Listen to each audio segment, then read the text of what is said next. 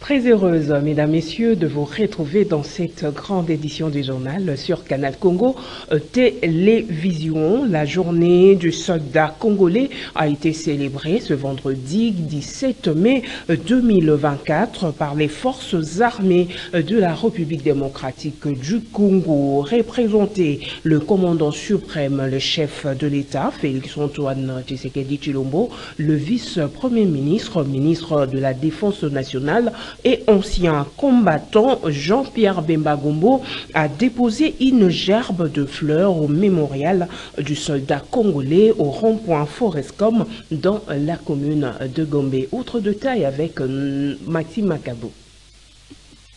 Les forces armées de la République démocratique du Congo ont célébré ce vendredi 17 mai 2024 la journée du soldat congolais. Représentant les commandants suprêmes, le chef de l'État Félix-Antoine Tshisekedi, le vice-premier ministre, ministre de la Défense nationale et ancien combattant Jean-Pierre Bemba a déposé une gerbe de fleurs au mémorial du soldat congolais situé au rond-point Forescom dans la commune de Gombe à Kinshasa. En marge de cette cérémonie, un culte écuménique des aumôniers militaires de FARDC a été célébré, notamment en présence du chef d'état-major général de FARDC, le général d'armée Christian Chiwewe, les commissaires divisionnaires de la police nationale congolaise, le général Benjamin Alonga Boni, ainsi que de beaucoup d'autres autorités civiles militaires du pays. Le 17 mai de chaque année, les forces armées de la République démocratique du Congo commémorent les soldats inconnus, morts ou vivants, qui a consacré sa vie ou continue de consacrer sa vie pour la défense de la nation jusqu'au sacrifice suprême.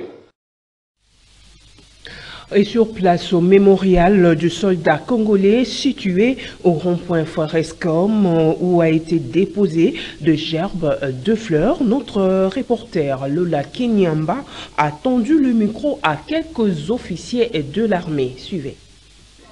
Aujourd'hui, c'est notre jour, notre journée, mais nous avons dédié cette journée à nos confrères qui sont morts sur le champ de bataille. Et nous pensons également prier pour ceux qui sont à l'est, qui sont en train de combattre. Voilà, nous sommes des hommes déjà mangés, nous avons accepté jusqu'au sacrifice suprême. Nous demandons seulement une seule chose, que la population ne soit pas complice, mais collabore avec nous, FARDC et la police, pour que nous puissions retrouver la paix. Notre pays puisse retrouver la paix. Sans la paix, il n'y aura pas de développement. On nous appelle les forces armées de la République, une nouvelle version. Ça nous rappelle beaucoup de choses, et même actuellement, ça nous rappelle les jeunes gens, les commandants, les militaires qui sont au front à l'est, luttant contre, n'est-ce pas, l'hégémonie rwandaise, soutenue par les pays occidentaux. Ce n'est pas caché, c'est connu. Et vous verrez que la complicité est totale et cela fait que finalement nous devons nous mettre debout les Congolais pour absolument défendre notre patrie. Quelqu'un d'autre ne viendra pas d'ailleurs pour venir défendre le Congo. C'est nous. Et voilà, donc une telle journée, c'est une journée pleine, n'est-ce pas, de souvenirs et ça doit nous interpeller de manière n'est-ce pas, à prendre une décision et la prendre une fois pour tous.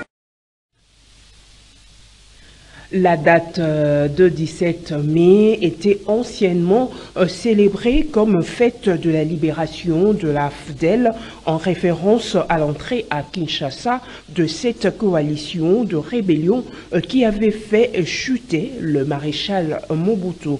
Retour sur cet événement dans ses papiers. 27 ans se sont donc passés depuis que l'AFDEL prenait le pouvoir à Kinshasa. Laurent Désiré Kabila, qui en était le porte-parole, prenait le règne du pouvoir depuis Lubumbashi, ville qui était tombée entre les mains de la rébellion plusieurs mois plus tôt. L'entrée de l'AFDEL à Kinshasa mettait fin à 32 ans d'un régime dictatorial. Les soldats de l'AFDEL sont entrés à pied dans la partie est de Kinshasa. Les habitants des communes de Massina et Kimbanseke s'étaient massés le long du boulevard pour voir de plus près ces jeunes soldats chaussés de bottes en caoutchouc surnommés Kadogo, qui avait renversé le pouvoir de Mobutu. L'affrontement que l'on redoutait dans la capitale entre le rebelle et la force loyale à l'ancien régime n'avait pas eu lieu. L'arrivée des troupes de l'AFDEL dans la capitale avait clos un périple de 8 mois, durant lequel ils ont traversé le pays d'est en ouest, parcourant 2000 km au total. Le 17 mai est depuis un jour férié en RDC. Cette date est désormais célébrée comme la journée des forces armées de la République démocratique du Congo. Restons toujours dans le même chapitre de la célébration de 17 mai consacrée au FARDC. Maître Jacob Mbungo, secrétaire général du parti politique Écolo, invite le gouvernement congolais à améliorer sensiblement les conditions de vie de militaires et leurs dépendants. Il a dit à Maxime Makabou. Suivez. Pour nous, l'AFDEL ne représente absolument rien. Parce que justement l'AFDEL est l'ancêtre, n'est-ce pas, du CNDP, 1-23 et aujourd'hui AFC. Par contre, la deuxième partie nous intéresse parce qu'il s'agit de l'armée congolaise, l'armée nationale, l'armée qui défend, n'est-ce pas, l'intégrité territoriale de notre pays. Et nous ne pouvons qu'encourager cette armée, nous ne pouvons qu'appuyer, n'est-ce pas, les actions militaires, tout en pensant, n'est-ce pas, aux femmes des militaires, aux enfants des militaires, pendant que leurs hommes sont en train, n'est-ce pas, de combattre pour l'intégrité territoriale. Nous espérons aussi que les conditions, n'est-ce pas, de la famille des militaires soient améliorées pour permettre à ce que les pays avancent à mieux. Écoutez, il y a effectivement une volonté manifeste, n'est-ce pas, que le chef de l'État a démontré, parce qu'aujourd'hui, par exemple, nous avons la loi sur la programmation militaire. Aujourd'hui, nous avons notre armée qui monte en puissance parce que nous avons cette possibilité d'acheter les armes, nous avons cette possibilité de réorganiser notre armée et je pense à mon sens qu'il suffit de donner au moins 2-3 ans, vous verrez que cette armée montera encore en puissance.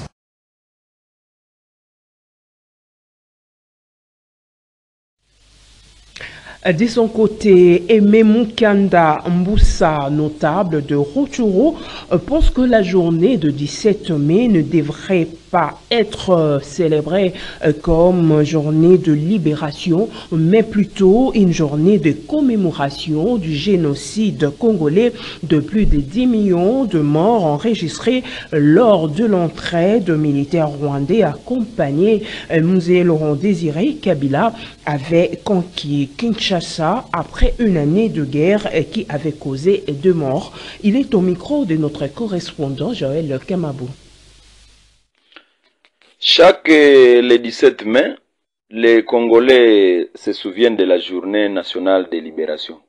Selon moi, je me pose plusieurs questions. Nous étions libérés de quoi ou par qui? Vu que depuis 1996, c'est là que Laurent Désiré Kabila est allé apporter les soutiens de RDF et UPDF au Rwanda et en Ouganda. Et lorsqu'ils ont su qu'au Congo il y a de l'or, il y a du bois, il y a de la cassiterite, il y a des minéraux, tout, puisqu'ils avaient circulé tous les pays et aujourd'hui, les Rwandais et l'Ouganda sont au courant de tous les minéraux que nous avons. Ils connaissent tous les points stratégiques de notre pays. Et voilà, ne voulant pas partir, ils créent des rébellions, ils ont créé des Kadogo qui aujourd'hui sont à la base des sources de plusieurs groupes armés. Et aujourd'hui, comme nous sommes naïfs et nous Congolais, on nous trompe soit en disant que nous devons célébrer chaque le 17 mai la journée de libération. Jusqu'à maintenant, les Congolais, nous sommes conscients que les 12 millions de morts sont les fruits de cette agression rwandaise qui a été menée par Laurent Kabila. Et aujourd'hui, nous félicitons le président Tshisekedi qui au moins a su comment combattre l'agression rwandaise, malgré qu'il dénonce seulement. Mais nous voulions voir les actions de grande envergure, les militaires au front, pour finir avec cette guerre une fois pour toutes. Et nous voulions que la journée du 17 mai soit commémorée comme journée nationale de commémoration du génocide congolais, puisque les 12 millions de personnes de personnes tuées devraient être commémorées chaque le 17 mai au lieu de commémorer la journée nationale de libération qui n'a pas raison d'être. Pour dire, nous suggérons au gouvernement de pouvoir faire la journée du 17 mai de chaque année une journée de commémoration du génocide congolais depuis le 17 mai 1997.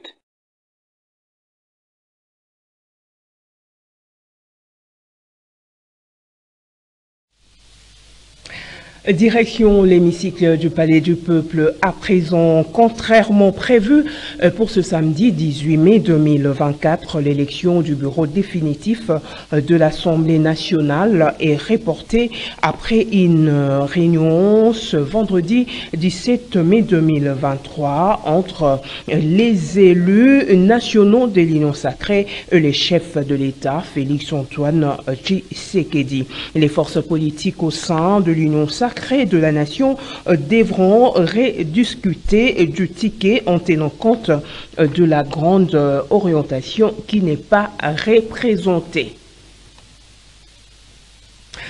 Au cours de la 135e réunion du Conseil de ministres tenu jeudi à la Cité de l'Union africaine, le chef de l'État, Félix-Antoine Tshisekedi Tshilombo, a instruit le ministre de la Culture et de Nouvelles Technologies d'ouvrir de réflexions allant dans le sens de renforcement de connaissances de compatriotes sur le fonctionnement des institutions. Autre détail dans ces papiers signés Gisèle Etoko.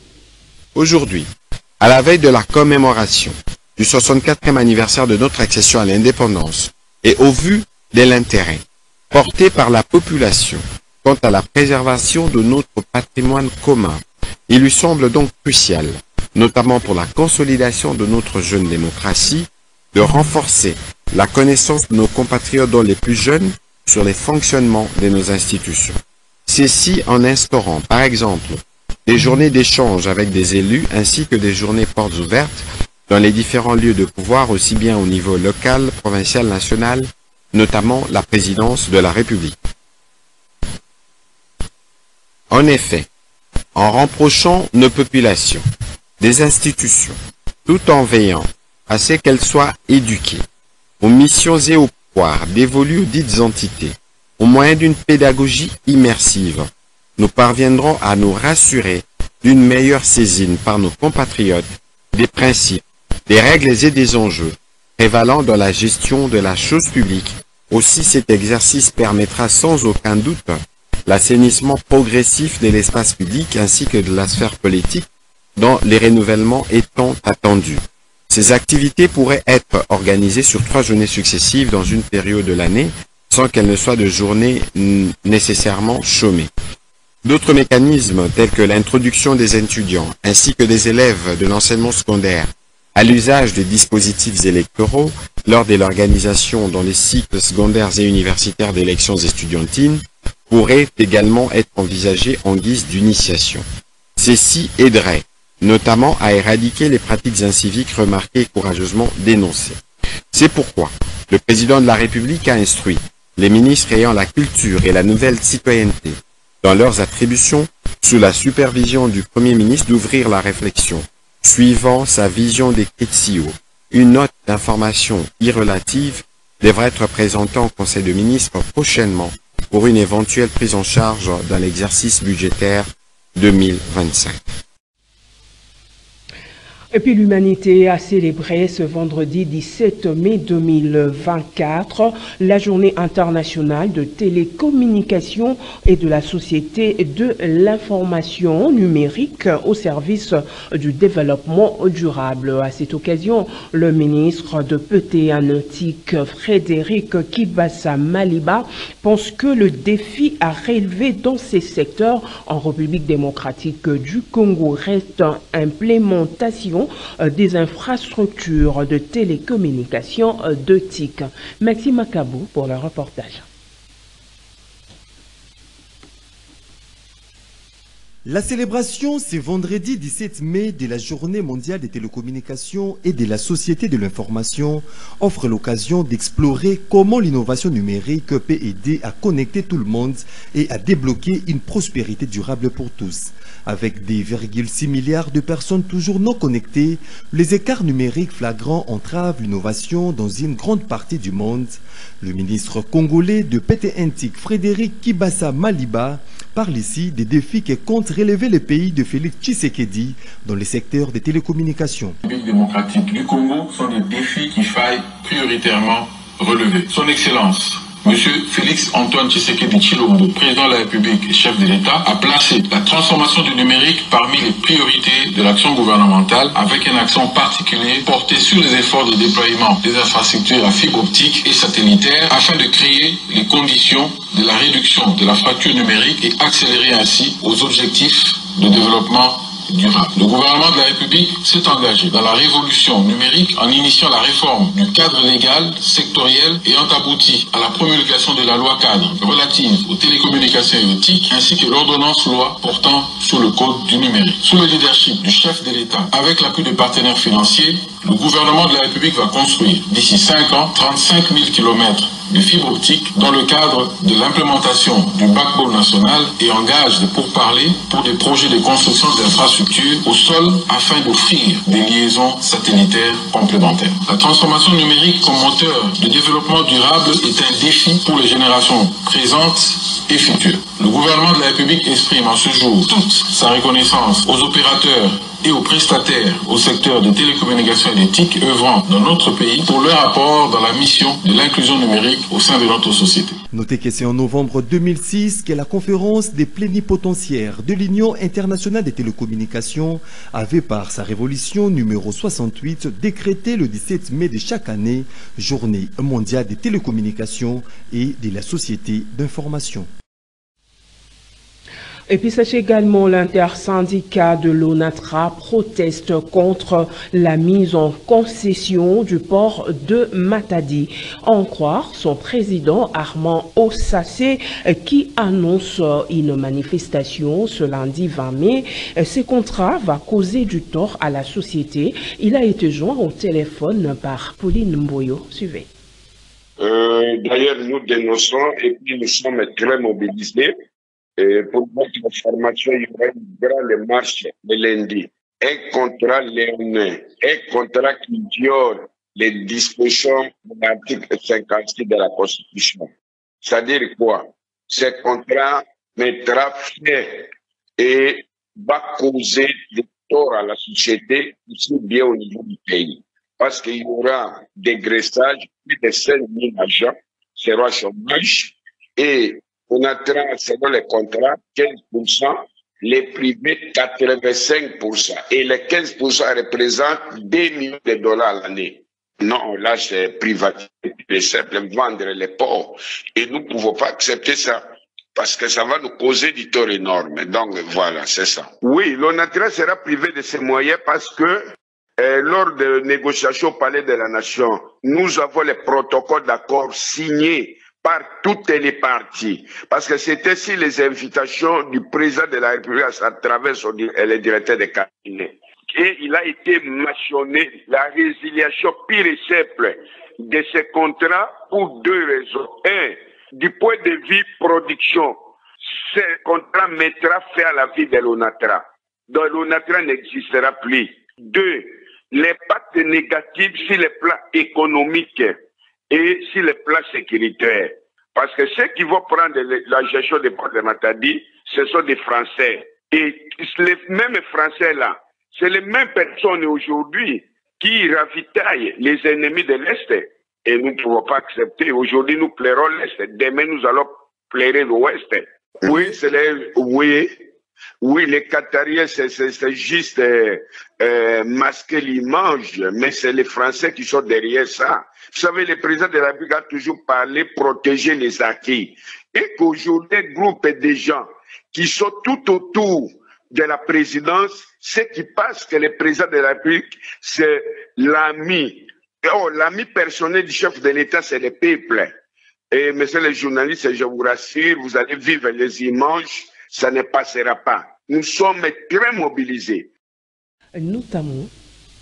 Et pour terminer, sachez que la consommation de la tomate provient de plusieurs maladies, notamment les maladies cardiaques et les accidents vasculaires cérébraux. Autre détail sur cette révélation de nutritionniste dans ses papiers. Regardez. La tomate est riche en antioxydants tels que le lycopène, la vitamine C et la vitamine A qui aident à neutraliser les radicaux libres dans le corps, réduisant ainsi le risque de dommages cellulaires et des maladies chroniques. La consommation de la tomate prévient plusieurs maladies, entre autres les maladies cardiaques et les accidents vasculaires cérébraux qui sont la cause la plus fréquente des décès dans le monde et le cancer. La tomate est la principale source alimentaire de l'antioxydant qui a été associée à de nombreux avantages pour la santé. Elle est également une excellente source de vitamine C, de potassium et de vitamine K. La consommation de la tomate contribue à la diminution de l'incidence des cancers de la prostate, des poumons et de l'estomac. Les tomates sont aussi bénéfiques pour la santé de la peau. Les aliments à base de tomates riches en lycopène et d'autres composés végétaux peuvent protéger le corps contre le soleil. Plus la tomate est rouge, plus elle contient de lycopène, qui est vraiment avantageux pour la santé. Les nutritionnistes recommandent à la population de consommer chaque fois que possible des tomates fraîches et entières pour prévenir des maladies. Mesdames, Messieurs, c'est par cet élément que nous mettons un terme à cette grande édition du journal. Merci de votre aimable attention. Je vous retrouve encore demain à 20 h avec ces mêmes plaisirs. Au revoir et à demain.